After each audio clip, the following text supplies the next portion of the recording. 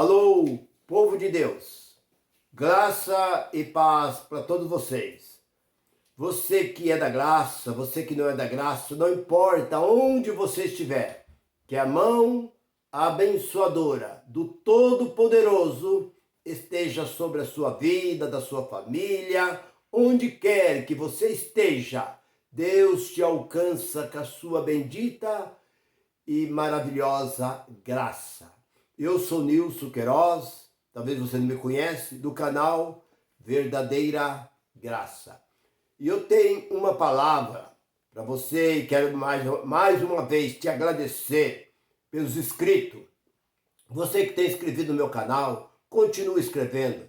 Vocês me deixam muito feliz. Estou muito feliz por vocês, meu irmão, minha irmã, de todo o Brasil, aonde você estiver. Vai o meu abraço para todos vocês, de todo o meu coração. E eu tenho uma palavra, e a palavra é essa: o pecado não está dentro desta Bíblia. O pecado está dentro do estatuto das religiões. As religiões criaram o pecado, mas o pecado não está aqui dentro. Aqui não existe pecado. Vem comigo, meu irmão, minha irmã. Talvez você se diz pecador ou pecador. Talvez você se diz, eu sou um pecador. Talvez Deus não está operando na minha vida.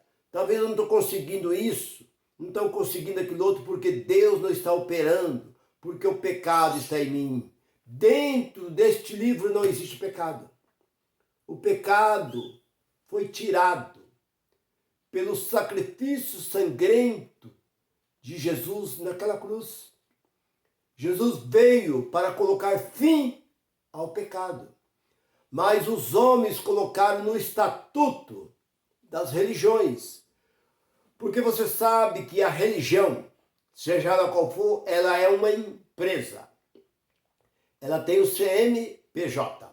Talvez você não sabia, mas irmão Nilson, a igreja que eu vou é uma empresa.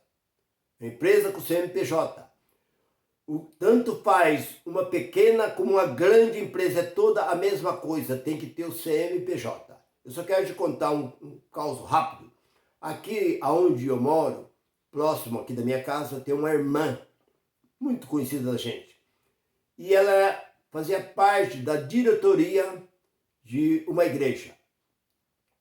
E ela trabalhava numa empresa e a empresa dispensou ela. E ela foi para receber o salário-desemprego. E chegou lá, a mulher disse para ela, você não pode receber o salário do seu desemprego. Por quê? Porque você ainda está ligado a uma empresa. Ela veio embora. Passado uns dias ela voltou e falou, mas como? Como? Eu vou voltar lá de novo. Voltou pela segunda vez. Falou, não, eu preciso dos papéis para me levar no banco, na caixa, para me receber o meu salário de emprego. Você não pode. Você está ligado à empresa. Você não pode. Ela falou, será que tem alguma coisa errada? Será que a empresa que eu trabalhava, que me dispensou, será que deixou alguma coisa ali sem dar baixo? Aí na terceira vez ela foi. Chegou e falou, não, mas eu preciso do meu salário de desemprego. Eu estou sem emprego, eu preciso desse dinheiro. A mulher disse para ela, você está ligado a uma empresa e você não pode receber o seu salário de emprego. Ela disse, mas que empresa é essa que eu estou ligado a essa empresa? Eu não estou ligado a empresa nenhuma. Eu estou com a minha carteira profissional aqui, eu fui dado baixa, está aqui a carteira. Aí diz, você está ligado a uma empresa chamada Comunidade Cristã. Ela falou, empresa? Comunidade Cristã? Nem ela sabia que era uma empresa. Que esse negócio de igreja é uma empresa. Ué, mas é exatamente, é uma empresa. Não, se é uma empresa, então pode deixar que eu vou resolver esse problema. Ela veio, falou com o pastor, que é muito meu amigo. O pastor foi lá e tirou ela fazia parte da diretoria, tirou ela e ela foi lá e conseguiu receber o salário-desemprego dela. Pegou os papéis e conseguiu receber, porque nem ela mesma sabia que essa chamada igreja é uma empresa. Então você, meu irmão, minha irmã, você não sabe, você está lá dentro, você não sabe que é uma empresa com CNPJ. O que ela produz? Nada. O que ela faz? Só colhe dinheiro. Ela só existe para colher dinheiro do povo, só para pegar o dinheiro do povo. Ela não produz nada, ela não faz nada, ela só serve para pegar o dinheiro do povo. Mas qual a finalidade desse dinheiro? Vai para um buraco sem fundo. Qual o destino desse dinheiro? Para onde vai esse dinheiro? Não precisa eu dizer que vocês estão vendo para onde está indo esse dinheiro. Vocês estão vendo aí esses grandes movimentos aí, para onde está indo esse dinheiro aí. Então, eles criam esse movimento chamado igreja, coloca uma faixa, uma placa lá, somente de fachada, como igreja, mas na verdade é uma empresa. E ali é colocado um estatuto. No estatuto ele coloca tudo o que ele quer. Aqui a mulher não pode fazer isso, a mulher não pode andar de bicicleta, a mulher não pode andar na garupa de moto, a mulher não pode usar roupa assim, a mulher não pode vestir isso, o homem não pode deixar o cabelo crescer, o homem não pode deixar barba, o homem não pode usar bigode, o homem não pode andar de bermuda, o homem não pode andar sem camisa, nem mesmo dentro da sua casa. A pessoa não pode frequentar um clube, frequentar uma praia, frequentar uma festa qualquer. A pessoa não pode. E o dízimo? O dízimo pode. É a única coisa. Então, isso está no estatuto deles. Mas, e lá embaixo está, qualquer um desses itens que você deixar de cumprir, você está em pecado. Então, o pecado é criado dentro do estatuto que eles criam. Mas andar de bicicleta é pecado? É pecado. Mas quem disse isso? Está dentro do estatuto. É como nós vemos aí a Constituição. Eles criaram a Constituição. E tudo que pode e não pode está dentro da Constituição. O que deve, o que não deve, o que pode, o que não pode. Assim, esses movimentos chamados igreja, eles colocam um estatuto. E dentro desse estatuto eles colocam, se você fazer isso é pecado. Se você fazer aquilo outro é pecado. Se você fazer aquilo outro é pecado, é pecado, é pecado, é pecado, é pecado. Então o pecado foi criado pela própria religião. Criado pelo estatuto da religião. Não dentro deste livro. Eu conheço e a ignorância chega a um certo ponto na vida desses homens, ou até mesmo dessas mulheres, que levanta aí como presidente de ministério, porque na verdade não existe fundador e nem existe presidente de igreja, porque o único fundador foi Jesus. Jesus veio a este mundo fundar a sua igreja. Mas eu conheço uma passagem que aconteceu lá no Rio Grande do Sul, um certo pastor me contando que eles nasceram dentro da Assembleia de Deus. E eles dizem que depois, já de crescido, ele já era moço, a sua irmã saiu da igreja. E o tio dele era o próprio pastor da igreja. Mas era aqueles pastores ignorantes, que até falar alto era pecado. Tudo para ele era pecado. E ele disse que a irmã dele saiu da igreja. A irmã dele saiu, cortou o cabelo, dançou baile, foi para festa, vestiu calça comprida, tal. Mas a mãe dele começou a falar, você tem que voltar, volta, porque Jesus está às portas, aquelas, sabe? Jesus está voltando, tá? Jesus está voltando há 2000 anos e nunca volta. Jesus está voltando, volta para a igreja e tal. E ela pegou, pelo pedido da mãe, ela voltou. Assim que ela chegou, a igreja estava cheia. Ela entrou, o pastor, sendo o próprio tio dela, chamou 2 diáconos e disse, vai lá e tira aquela fulana daqui de dentro da igreja. Ela não é digna de entrar nesse santuário. Ela está contaminada. Ela vai contaminar o santuário de Deus. Ela saiu do nosso meio, andou, se contaminou, ela deveria se purificar primeiro. Mas do jeito que ela estava lá no mundo, ela voltou. Então nós não podemos receber. Tira ela lá de dentro. Enquanto nós olhamos para o capítulo 15 de Lucas, nós vemos que o filho pródigo, o pai Quando ele retornou, o pai recebeu com festa, com alegria. E agora nós vemos a ignorância desse pastor. Aí o diácono foi lá, chegou e falou para ela assim, olha, nós somos obrigados a pôr você para fora, porque é a ordem do pastor. Ele falou, em cima do púlpito, para que todo mundo ouvisse, para que se colocasse no povo temor. É que os pastores gostam de fazer assim para humilhar as pessoas, porque eu já ouvi pastor subir no púlpito e humilhar a pessoa a partir de hoje, fulano de tal, está disciplinado, ele não pode mais isso, não pode mais aquilo, durante um ano, ele não tem acesso nenhum, mas dentro dessa igreja, ele está assim, assim, assim, assim, assim. Então foi o que esse pastor fez. Aí a moça começou a chorar, a mãe falou assim, não, se vocês vão tirar minha filha daqui, então eu também saio. Ela levantou com a filha e saiu. E a filha chegou em casa chorando.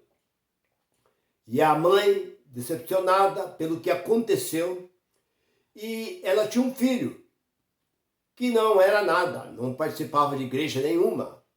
O filho falou, mãe, o que aconteceu? Falou, aconteceu assim, assim, assim, assim. O pastor quis tirar a sua irmã, mandou 2 diáconos lá tirar a sua irmã e jogar para fora da igreja. Ah, tudo bem. Deixa esse pastor para mim. Amanhã eu vou dar um couro nesse pastor.